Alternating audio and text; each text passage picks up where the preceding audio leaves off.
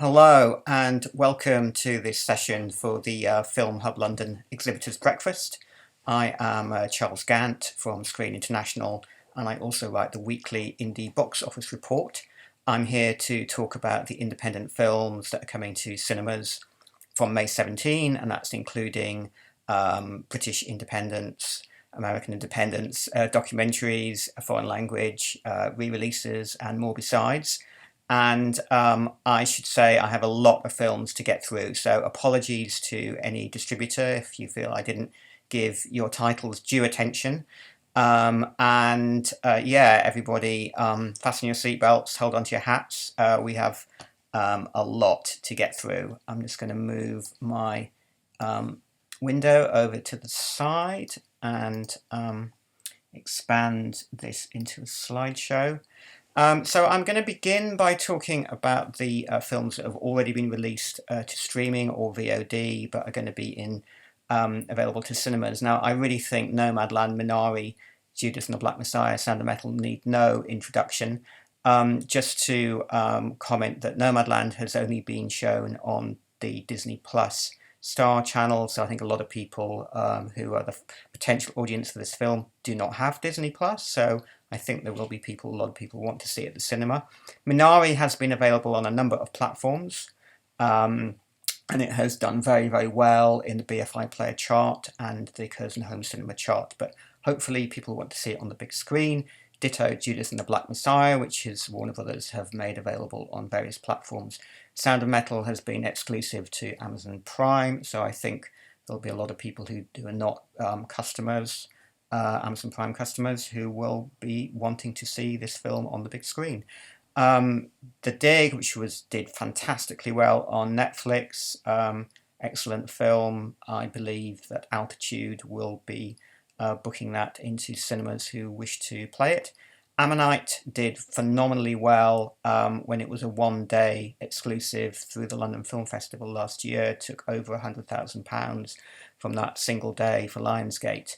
So even though it hasn't been a sort of major player in award season, I think given the director Francis Lee and the actresses Kate Winslet, Saoirse Ronan, I think there will be interest for that title. And Apples is the film from Christos Nikou, who was Greece's submission to the International Feature Film Oscar. It's been available only on Curzon Home Cinema, as has Spring Blossom, which is the directorial debut of the incredibly precociously talented young filmmaker Suzanne Linden. And she wrote this film when she was a teenager, and she stars in it herself. And these titles will also have been released on VOD streaming. Aubrey Plaza is So Great in Black Bear. Then we've got Lena Olin and Bruce Dern in The Artist's Wife. Eddie Izzard and Judi Dench are in this spy drama which takes place on the cusp of the Second World War, 6 Minutes to Midnight. And then two documentaries from Modern. I know Modern had great success with Polystyrene, I'm a Cliche, obviously about the X-Ray Specs frontwoman, Polystyrene, and Sisters with Transistors, which is about the pioneering female electronic music artists. So hopefully audiences will also want to see these films in cinemas. Released in cinemas last year, but coming back because they were quite briefly released. We've got The Lady in the Portrait from Cinephile, and this is directed by Charles Demeaux with Bing Bing fan Melville Poupeau. An empress commissions a painting of herself from a French outsider in hopes of stirring her husband's interest. I think we know what's going to happen next. And of course, Rocks, a fantastic movie from Sarah Gavron, winner of 5 British Independent Film Awards, including Best British Independent Film, nominated for 7 BAFTAs, 1 for casting, and that's 8 BAFTAs if you count the EE Rising Star Award, which Bucky Bakray deservedly won.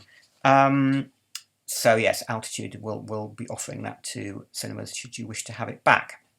I'm now going to sort of give a bit of a hero billing for 3 films which have succeeded or certainly been nominated during the award season, but have not been released at all yet. And of course, we have to thank BAFTA for relaxing the rules. And normally you have to release, if you submit the film to the BAFTAs, you have to release it before the ceremony.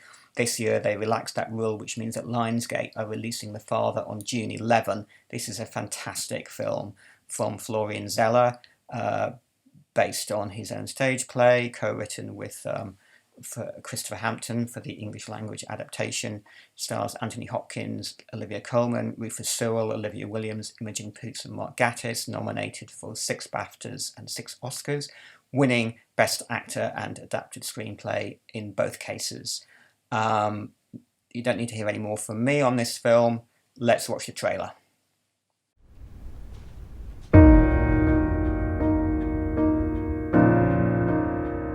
Date of birth? Friday, 31st of December, 1937. You're living with your daughter at the moment, is that right? Yes, in my flat.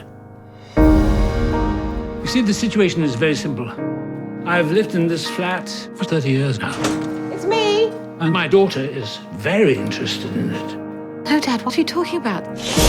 So she's moved in with this man she met. I'm here to help you. Tell me, do what? Everything is fine, Anne. I don't know what she's cooking up against me, but she's cooking something up, that I do know. There's something funny going on. Where's the painting? What painting?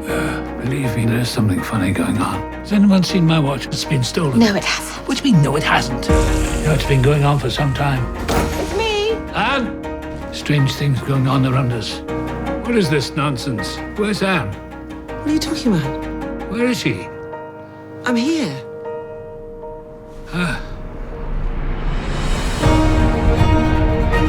I don't need any help. We have to come up with a different arrangement. Stop talking like that. And I'm not leaving my flat! I am not leaving my flat! Dad? Have you had your pills? Can I ask you a question? How much longer do you intend to hang around here, ruining your daughter's life?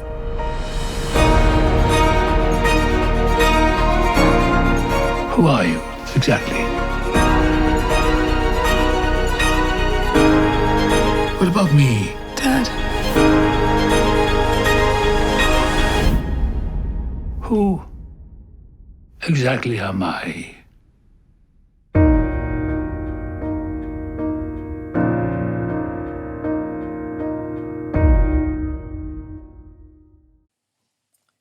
Okay, next we have another round from Studio Canal, which similarly was positioned for award season, but has not been on any platform so far in the UK. It's going to be in cinemas on July the 2nd. It's the latest Danish language film from Thomas Vinterberg, as I'm sure you know. It stars Mads Mikkelsen, one of 4 male school teachers who decide that life would be better if constantly, gently inebriated. It was nominated for 4 BAFTAs, winning Best Film Not in the English Language, nominated for 2 Oscars, winning Best International Film. Thomas Vinterberg has had, decent success with Danish language films. The Hunt did £229,000 at UK box office. Festen earlier did £317,000. I think this film will do significantly better than both of those films. We will see if I'm right. And of course, he made the English language film Far from the Madding Crowd, which did 6.2 million. Obviously, this is not going to be that. But I think it's going to be a high watermark for Vinterberg in his own language. And finally, for the award season titles, we have Limbo, which was nominated for 2 BAFTAs, Outstanding British Film and Outstanding British Debut. And it was nominated for 4 BIFAs, winning 1 award. It's written and directed by Ben Sharrock, and it's a really, really lovely, charming film, sorry, just looking at my notes. Omar is a promising young musician separated from his Syrian family. He's stuck on a remote Scottish island awaiting the fate of his asylum request. And Mubi are releasing it on July 30. I'm now going to talk about some US indies. and beginning with Land, which is directed by and starring Robin Wright. This is about a bereaved woman seeking out a new life off the grid in Wyoming. First Cow, which is the latest film from Kelly Reichardt, and it's adapted from the John Raymond novel The Half-Life. I'm a big fan of this film. It's quite a hard plot to summarise, so I'm going to steal what the IMDb says. A skilled cook has travelled west and joined a group of fur trappers in Oregon, though he only finds true connection with a Chinese immigrant also seeking his fortune. Soon the two collaborate on a successful business as bakers. This stars John Magaro and Oran Lee. It received 3 Independent Spirit nominations. And then there's Coda, Children of Deaf Adults, which was a sensation at Sundance this year. It won the Grand Jury Prize for US Dramatic Competition. It won the Directing Award, the Audience Award, and also the Special Jury Award for Best Ensemble. There was a bidding war which Apple won by paying $25 million to acquire the film. And the story is about a teenage girl who is the child of deaf adults. She's the only hearing person in her deaf family. When the family's fishing business is threatened, she finds herself torn between pursuing her love of music and her fear of abandoning her parents. This is a real crowd-pleasing film, which is a remake of a French film, and it stars Emilia Jones, which I recently discovered, who is the daughter of Alice Jones, also Marlee Matlin, who won the Oscar in 1987 for Children of a Lesser God. Let's watch the trailer for First Cow.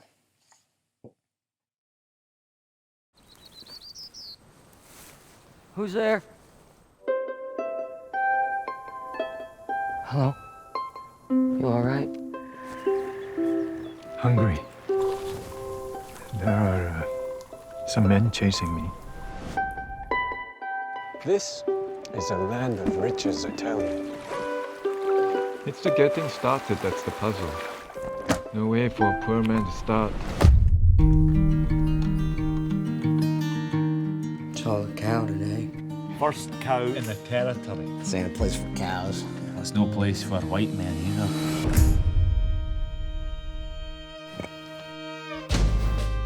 I sense opportunity here. Seems dangerous. So is anything worth doing? Damn it, what's in these things? I taste London in this game.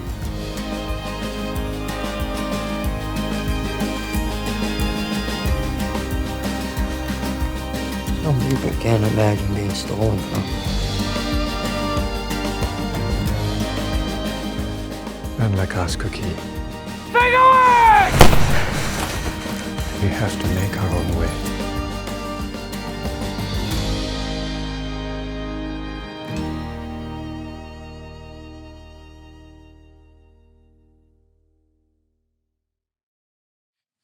And next we have some more US indies. So The Killing of Two Lovers it premiered at Sundance in 2020. It was nominated for the John Cassavetes Award at the Independent Spirits. And the storyline, I haven't seen this film, but the storyline is David desperately tries to keep his family of 6 together during a separation from his wife. They both agree to see other people, but David struggles to grapple with his wife's new relationship. This has a Metacritic score of 92 out of 100, so clearly critics really getting behind this film. The Nest I have seen. It's the latest film from Sean Durkin. I've called it a US indie, although it mainly takes place in the UK. Jude Law plays an entrepreneur who brings his American family to England. His life takes a twisted turn after moving to an English country manor set in the 1980s. I really liked this film. And it was sort of pushed for awards attention in America this year. Didn't really kind of quite come alive. I think it's a really, really good film. And then Wendy, which also premiered at Sundance in 2020. And this is the latest from Ben Zeitlin, who was Oscar nominated for Beasts of the Southern Wild. This is his take on Peter Pan. So the logline is: lost on a mysterious island, Where aging and time have come unglued, Wendy must fight to save her family, her freedom, and the joyous spirit of youth from the deadly peril of growing up. Looking forward to seeing what this filmmaker has done with Peter Pan. Then we have Minamata, which is a story of war photographer W. Eugene Smith, who travels back to Japan, where he documents the devastating effect of mercury poisoning in coastal communities. And it stars Johnny Depp. And we have My New York Year, which was initially called My Salinger Year. Margaret Qualley, who we all know from Once Upon a Time in Hollywood. She gets a job for a New York literary agency representing reclusive author J.D. Salinger. Sigourney Weaver plays her technology-resistant, kind of defiantly old-school boss, and Douglas Booth is also in the film. It's set in 1995, and it's based on the memoir by Joanna Rakoff. And then we have Frankie, the latest film from Iris Sachs, who did Love is Strange and The Wonderful Little Men. I'm a big fan of that film. This one premiered at Cannes in 2019 and was then in Toronto. And it's got a great cast: Isabelle Huppert, Marissa Tomei, Brendan Gleeson, Jeremy Renier, Greg Kinnear. And Isabelle Huppert plays a French TV and film star orchestrating a family reunion for a purpose that is gradually revealed. I'm not, as you note, I'm not sort of giving details of the distributors and release dates. They're there on the slide, so hopefully you can grab that information, but I believe this will be made available to you should you wish to check any facts later. Now we are moving to some of the British and Irish indies, beginning with Supernova, which is from Harry McQueen. So Harry is an actor, relatively young actor turned filmmaker. He made the low-budget feature debut Hinterland in 2014. This follow-up is a real step up in terms of budget, ambition and cast, with Colin Firth and Stanley Tucci as a gay couple travelling to the Lake District. So the pitch is Sam and Tusker are travelling across England in their old RV to visit friends, family and places from their past. Tusker is diagnosed with dementia 2 years ago. Their time together is the most important thing they have. There was real awards buzz for Stanley Tucci's performance, although the campaign didn't ultimately yield a BAFTA or Oscar nomination. This film premiered at San Sebastian last September and was then at the BFI London Film Festival in October. Nowhere Special is the latest film from Uberto Pasolini. He produced the full Monty, but he's also directed slightly more small-scale, kind of intimate films, including Still Life with Eddie Marzan. This one is inspired by a really heartbreaking true story. James Norton stars as a window cleaner and single father. John, when he's given only a few months to live, he attempts to find a new perfect family for his 3-year-old son. So he goes around essentially looking for the perfect fit for his boy. It's a real tender, affecting story, and it premiered at Venice Film Festival last year. Also at Venice last year, The Duke, which I have yet to see. Unlike I've seen Supernova and Nowhere Special, are both excellent. This one, got a great reaction at Venice. It's got an 84 out of 100 Metascore rating. And it's the story, it's set in 1961. Kempton Bunton, a 60-year-old taxi driver, played obviously by Jim Broadbent, who steals Goya's portrait of the Duke of Wellington from the National Gallery in London. He sent ransom notes saying that he would return the painting on condition that the government invested more in care for the elderly, which obviously care for the elderly still a challenge which years later governments are still kind of grappling with. What happened next became the stuff of legend. It's an uplifting true story about a good man who's set to change the world and who managed to save his marriage. Directed by Roger Michell with Jim Broadbent and Helen Mirren. We've got fantastic elements there, and I think we can be sure that audiences are going to respond to this film. Next is Rose Plays Julie, which is an Irish drama from the directors of Helen. I haven't seen this, but in this intimate exploration of identity, trauma and power, a young woman seeks out her birth mother, inadvertently triggering a string of events which change both their lives. After Love, which I have seen, is a wonderful film. Joanna Scanlon plays a woman who's married to a ship's captain who captained cross-channel ferries between Dover and Calais. She lives in Dover. After he dies, she discovers secrets about her deceased husband's other life in Calais. This film premiered at the Toronto Film Festival, was in BFI London last year. It's the debut feature from Alim Khan, who was BAFTA nominated in 2015 for his short Three Brothers. Let's watch the trailer for After Love.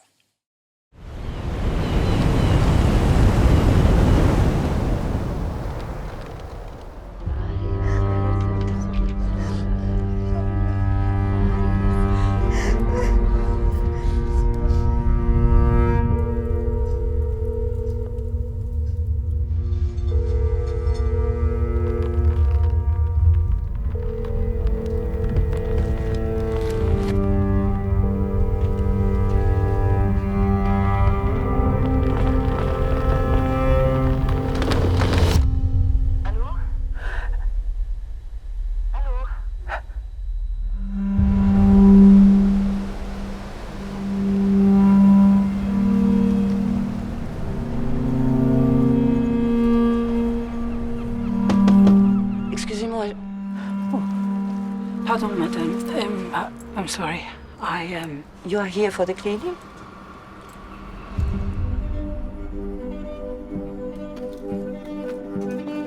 These can all go too. What's wrong with these? Ahmed doesn't wear them. Did you convert when you married? Back then, I did something for my husband that no one else could.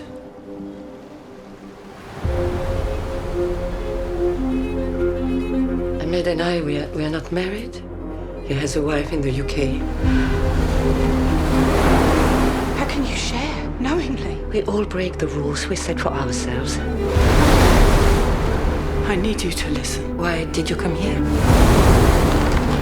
Where is Ahmed? Who are you?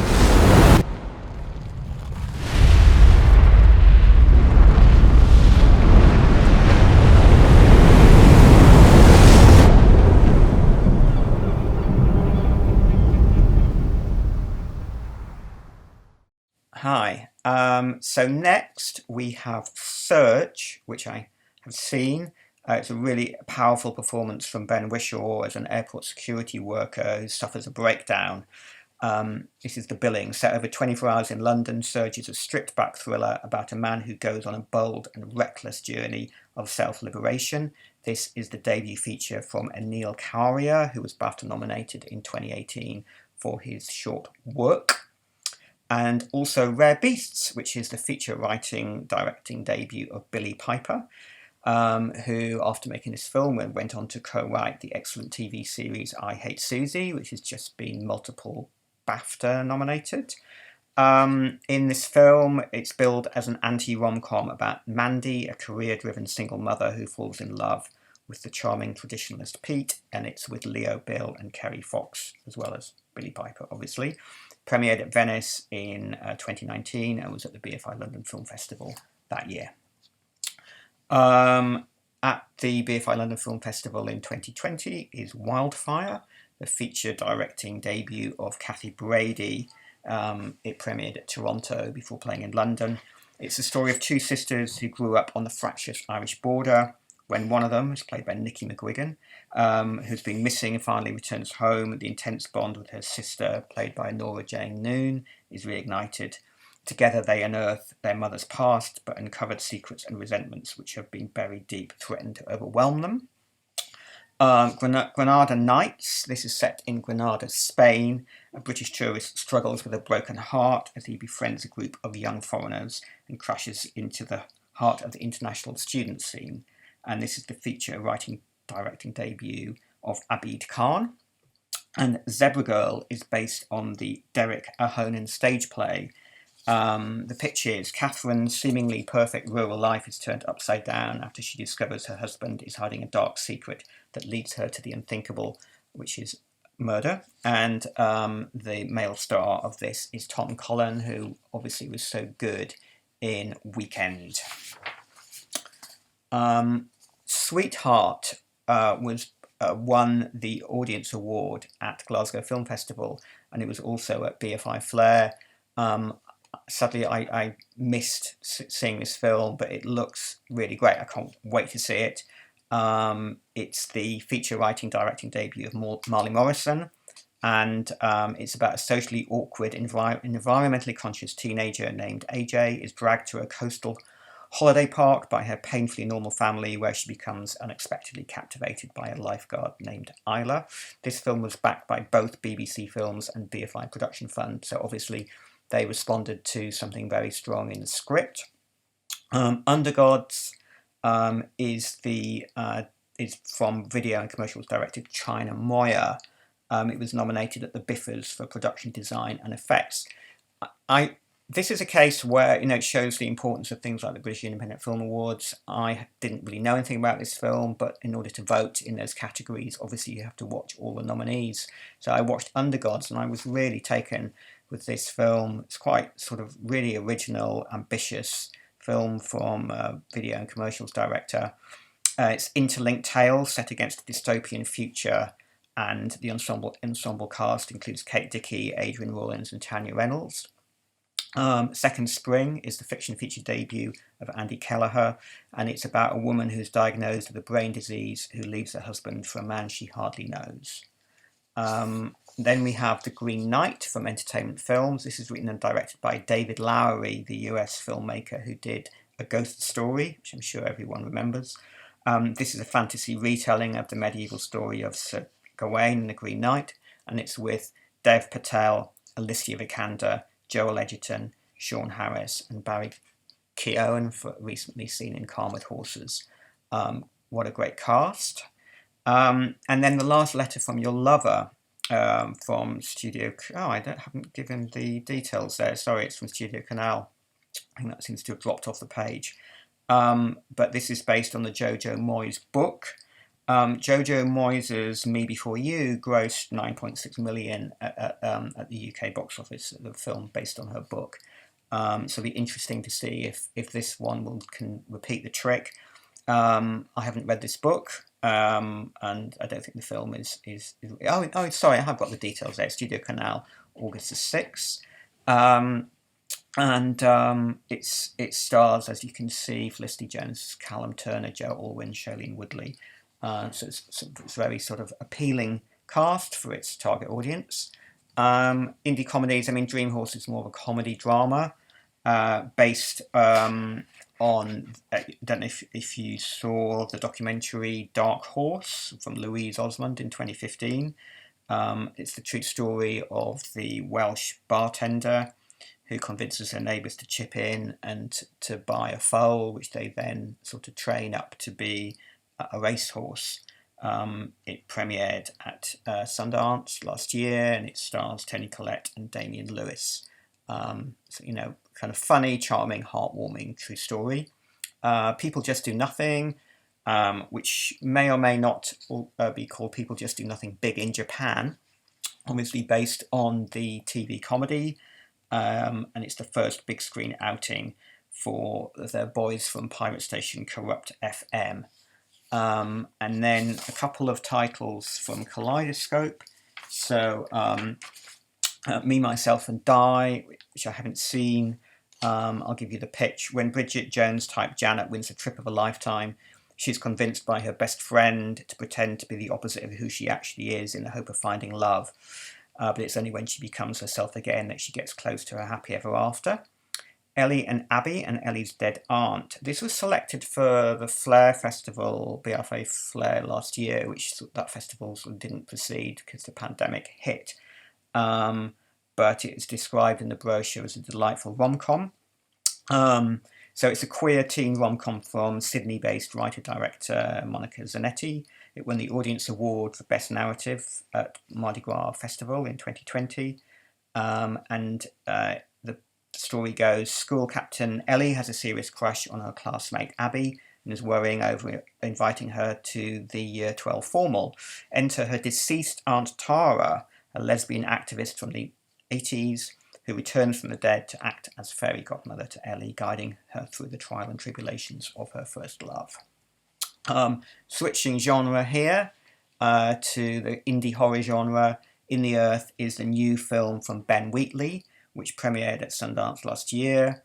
The pitch is, as the world searches for a cure to a disastrous virus, a scientist and park scout venture deep in the forest for a routine equipment run. The cast includes Game of Thrones Joel Fry, Midsommar's Alora Torchia, with Reese Shearsmith and Hayley Squires. IndieWire called this a fun, gnarly and resourceful micro-budget pandemic movie, redefines what it means to commune with nature. I assume it must have been Sundance this year. It's a pandemic movie, so sorry for misdescribing that just now. Boys from County Hell is a comedy horror enjoyable film starring Jack Rowan from TV's Noughts and Crosses, Peaky Blinders and Born to Kill. A crew of hardy road workers led by a bickering father and son must survive the night when they accidentally awaken an ancient Irish vampire. The Night House, Rebecca Hall stars as a widow who begins to uncover her recently deceased husband's disturbing secrets. This premiered at Sundance in 2020. It's backed by Searchlight Pictures, and it's directed by David Bruckner, who did The Ritual. And Censor is the feature directing debut of Wales-born Prano Bailey Bond. It premiered at Sundance this year and was then at Berlin. I haven't seen it, but after viewing strangely familiar video nasty Enid, Calm with Horses' Neve Algar, a film censor sets out to solve the past mystery of her sister's disappearance, embarking on a quest that dissolves the line between fiction and reality. Sort of indie genre titles. Prisoners of the Ghostland is from Elysian, which is the new company set up by former Studio Canal boss Danny Perkins. And it is, the pitch is a notorious criminal must break an evil curse in order to rescue an abducted girl who has mysteriously disappeared. IndieWire describes it thusly as sukiyaki psych western that casts Nicolas Cage as a criminal on a mission to rescue a runaway girl from a post-apocalyptic wasteland before the bombs attached to his balls explode. It's directed by Japan's Sion Sono, who did Tokyo Vampire Hotel. Then we've got a trio of titles from distributor Signature. They're all going to be day and date on digital and in cinemas. So Occupation Rainfall and Vanquish are going to be premium VOD and cinemas, and Plan A is going to be electronic sell-through and in cinemas. I haven't seen these titles, but Occupation Rainfall, 2 years after aliens land on Earth, survivors from Sydney fight in a desperate war as the number of casualties continue to grow. Plan A is set in 1945. It's the true story, or based on a true story, of a group of Jewish Holocaust survivors planning their revenge. And then Vanquish, Ruby Rose, plays a mother who's trying to put her dark past as a Russian drug courier behind her. Morgan Freeman is a retired cop who forces her to do his bidding by holding her daughter hostage. Foreign language. Wow, what 3 great films on this slide, beginning with Two of Us. This was France's submission to the Foreign Language Feature Oscar this year. It made the shortlist. A lot of people, including, I've got to say myself, thought it would be nominated. I was kind of shocked when that didn't happen. Legendary German actress Barbara Sukowa and France's Martine Chevalier star as Nina and Madeleine, next-door neighbours who have been in a long-standing lesbian relationship, unbeknownst to Madeleine's family. When Madeleine suffers a stroke, Nina must find ways to gain access to the love of her life. Premiered at Toronto in 2019. It's a lovely film with lots of commercial potential, in my view. Sweat is written and directed by Sweden's Magnus von Horn, and he did The Hereafter. Although he's Swedish, this film is Polish. Magdalena Kolesnik stars as a fitness motivator and social media celebrity looking for meaning in her life as she prepares for a major career break on breakfast television. Gets intimate and revealing with her fans, and also is dealing with a sort of low-level stalker. It won 6 prizes at the Polish Film Festival, including Best Actress and the Silver Lion runner-up for Best Feature Film. And then we have Gagarin, which is set in the Gagarin housing project in the southeast suburb of Paris. The housing project is named after the Soviet cosmonaut Yuri Gagarin, and it's on the verge of being closed down for demolition. Teenage lad Yuri is obsessed with space travel, and he fights to save his community. This was selected for the Cannes label in 2020. It played at Rotterdam this year and at Glasgow film festivals, and it's adapted from the 2015. Well, it's elaborated from the 2015 short of the same name. You're going to see the trailer. I should mention it's very different tonally from the likes of La Haine and Les Miserables, which are also set in sort of a similar kind of gritty environment. This is distinctly less gritty. It's a more intimate, lyrical film, and it was acclaimed as an audacious feature debut by Screen International. Let's watch the trailers for both Two of Us and Gagarin. Tu vivrai con me in un'isola fantastica e un mondo vedrai di lassù. Joyeux anniversaire, maman. Tu vivrai con me. Ouais. Je voulais vous dire une chose qui est très importante pour moi. Je voulais vous dire que je vous aime. Santé, maman. Bonsoir, Madame Dorn. Bonsoir. T'as rien dit à tes enfants, non? T'as pas osé? C'est ça? Mado?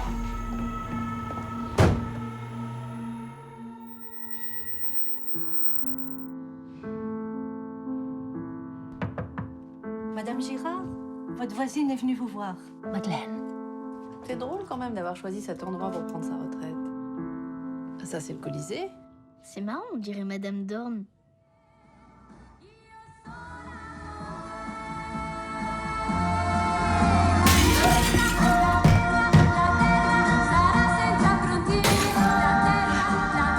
Tu comprends pas, elle peut pas retourner dans cet appartement.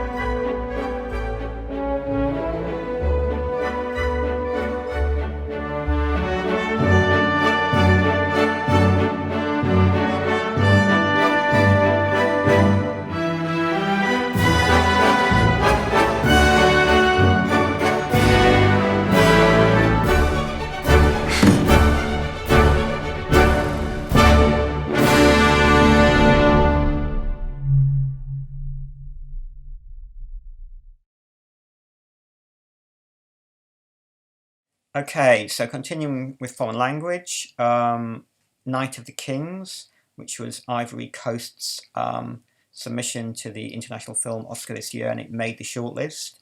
I haven't seen this, but a young man is sent to La Maca, an Ivory Coast prison ruled by its prisoners. He must tell a story to the other prisoners. It's a modern take on the Arabian Nights, and our hero must keep telling stories to avoid his fate. Deerskin, which I also haven't seen. It was in Cannes Directors Fortnight in 2019. The artist Jean Dujardin is a man whose obsession with his designer deerskin jacket causes him to blow his life savings and turn to crime. It's from Quentin Dupieux, if I'm saying his name correctly. He made Rubber in 2010, which is a film about a homicidal car tyre.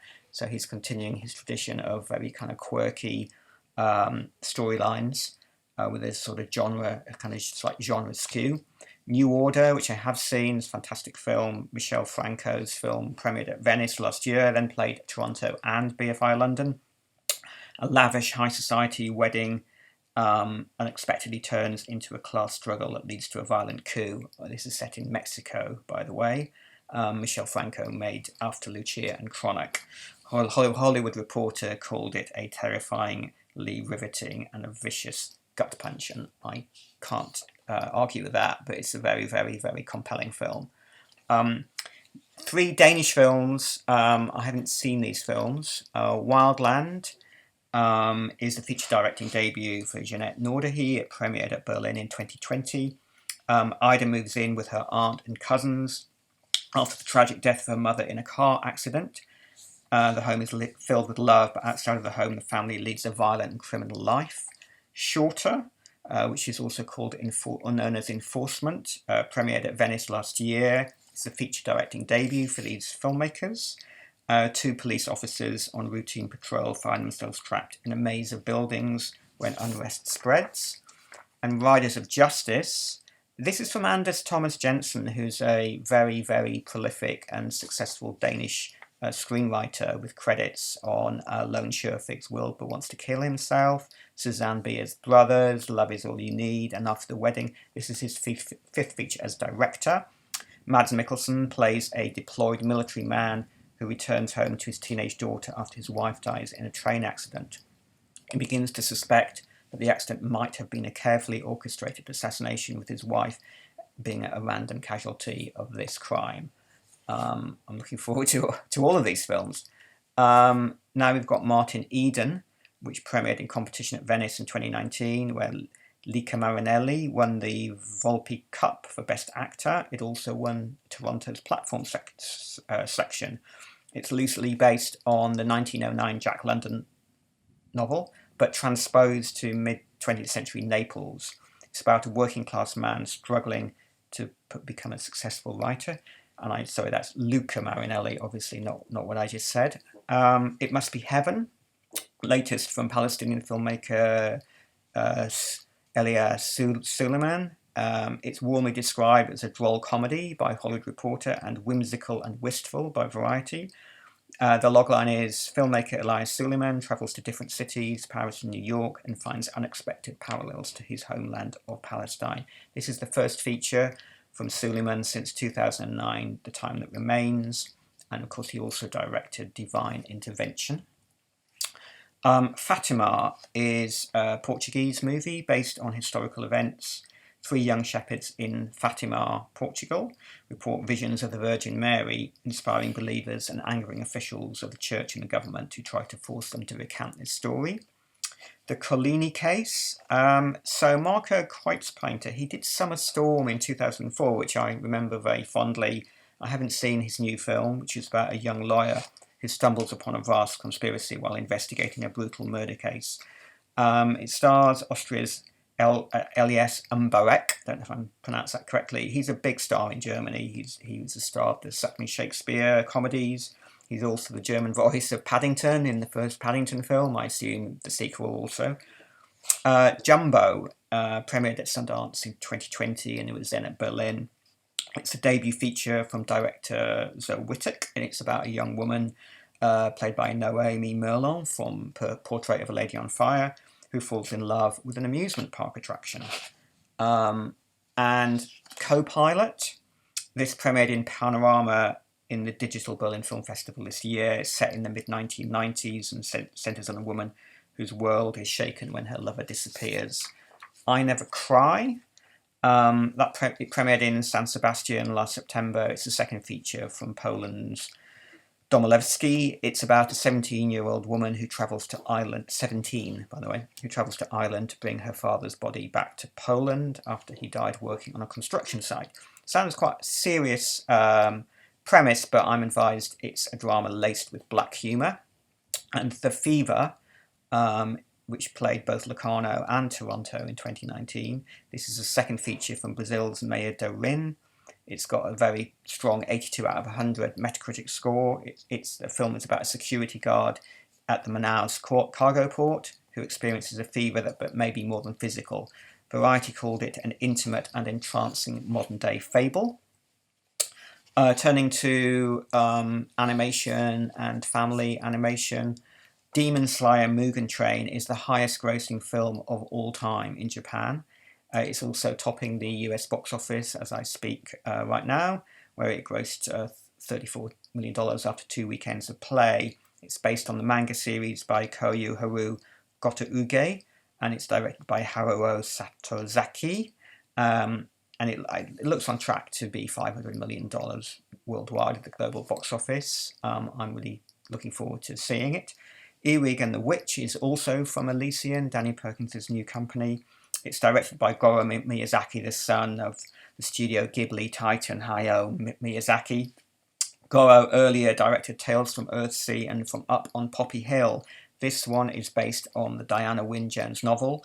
It tells the story of orphan girl Earwig, who is adopted by a witch and comes home to a spooky house filled with mystery and magic.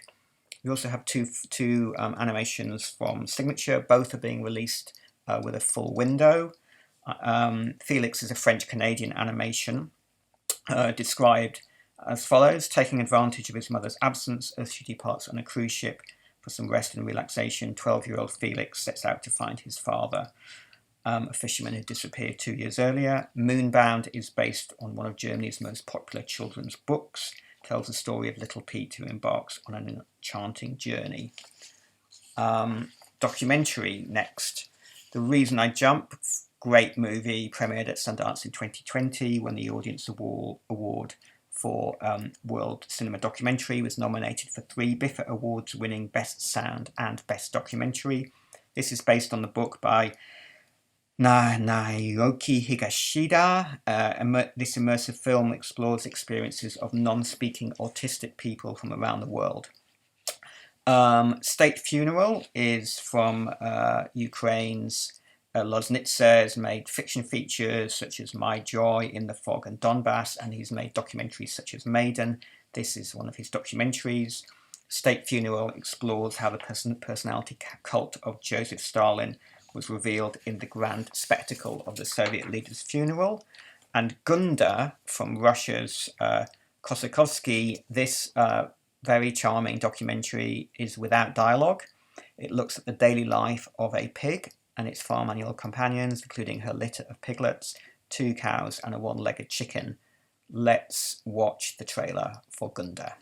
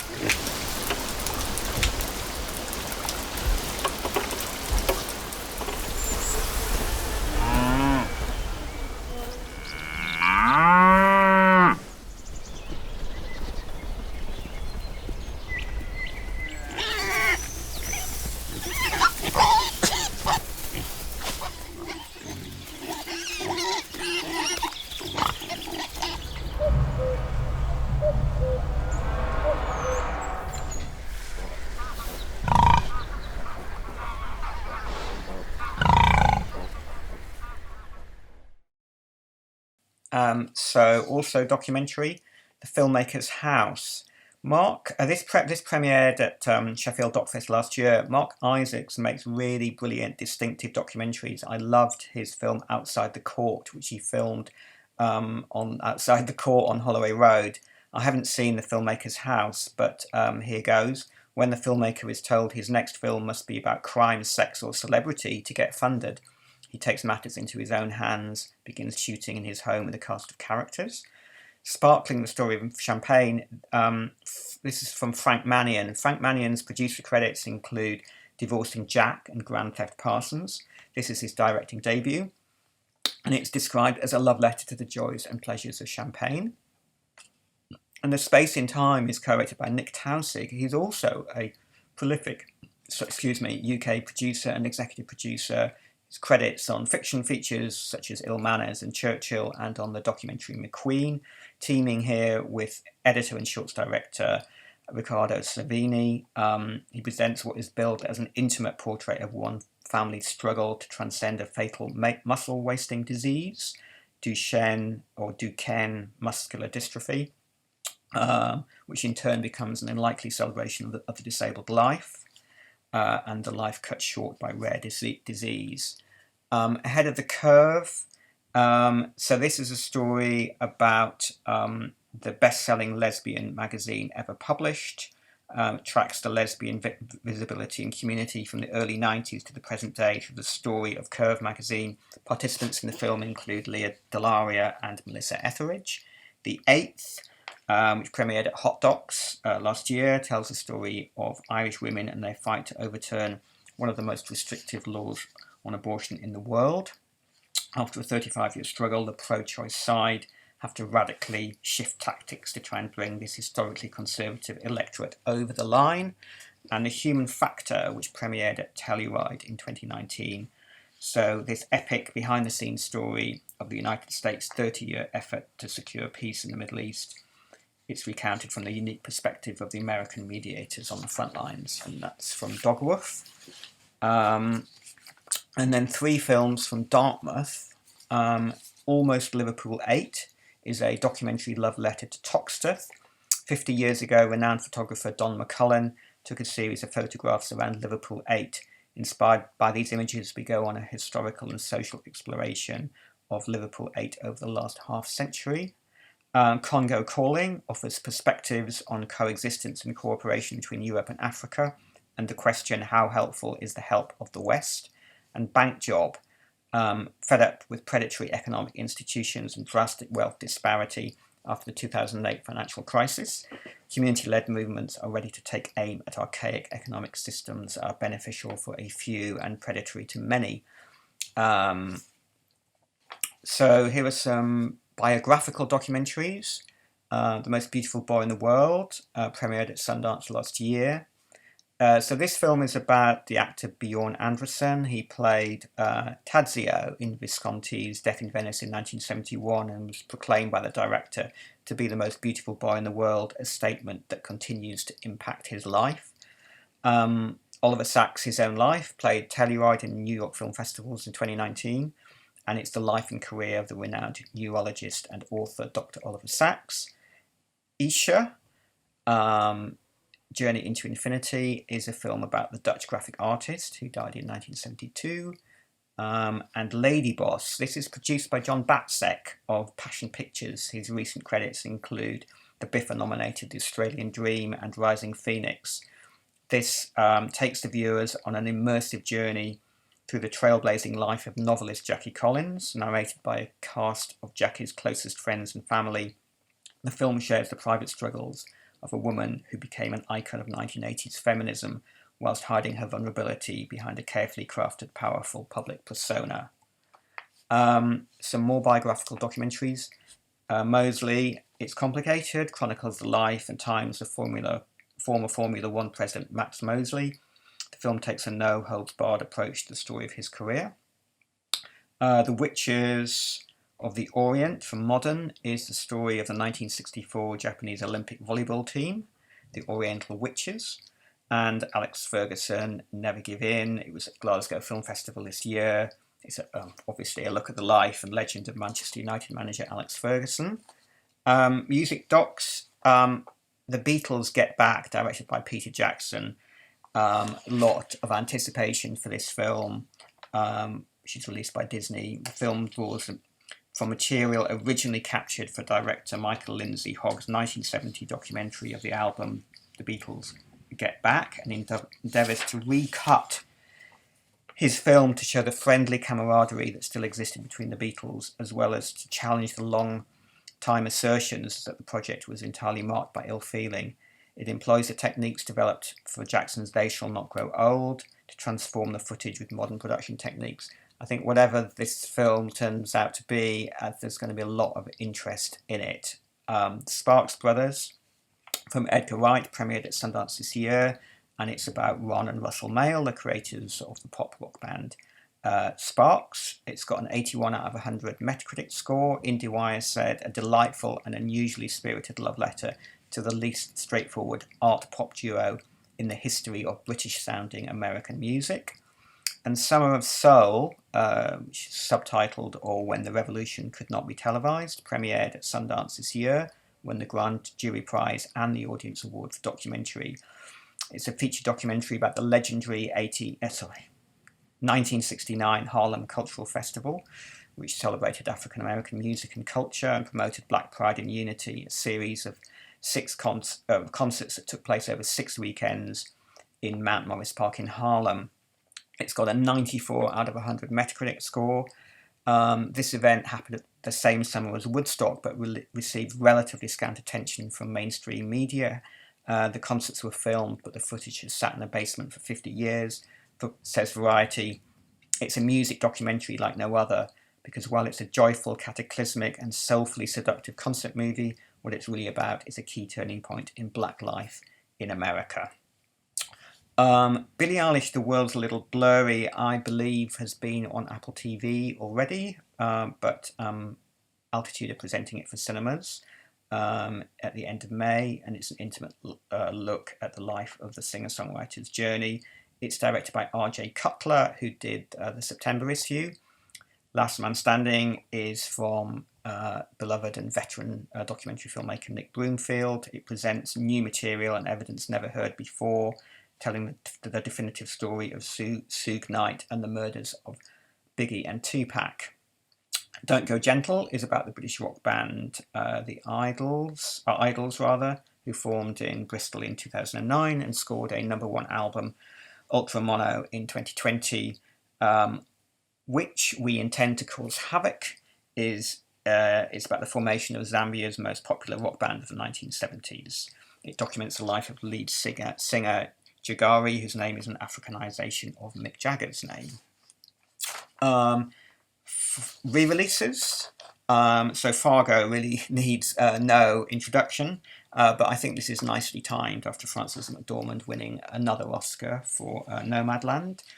Mandabi is from Ousmane Sembène, whose final film Moulade won several prizes at Cannes in 2004. This was his second feature from 1968. A money order from a relative in Paris throws the life of a Senegalese family man out of order. He deals with corruption, greed, problematic family members, the locals, and the changing from his traditional way of living to a more modern one. Nashville, also I'm sure needs no introduction, but if anyone has yet to see it, Robert Altman's film follows a multitude of characters involved in the country and gospel music businesses in Nashville, Tennessee, over a 5-day period, leading up to a gala concert for a populist leader running for president on the replacement party ticket. It was nominated for 5 Oscars, including Best Picture, Director and Supporting Actress for both Ronnie Blackley and Lily Tomlin, and it won for Best Original Song. The Maltese Falcon, which is based on the Dashiell Hammett novel, with Bogart playing iconic Private Eye Sam Spade. And the film sees Spade take on a case that involves him with 3 eccentric criminals, a gorgeous liar, and their quest for a priceless statuette. Now Voyager was nominated for 3 Oscars, including Bette Davis for Best Actress and Gladys Cooper for Supporting Actress, and it won Best Score. Bette Davis plays a frumpy spinster who blossoms under therapy and becomes an elegant, independent woman. And Girlfriends, Melanie Mayron was nominated for a BAFTA for Most Promising Newcomer to Leading Film Roles, and Anita Skinner was Golden Globe nominated for acting debut. This was in 1978 or 79, I guess. It's a debut feature of Claudia Weil, and it played at the Locarno, New York and Toronto Film Festivals in 1978.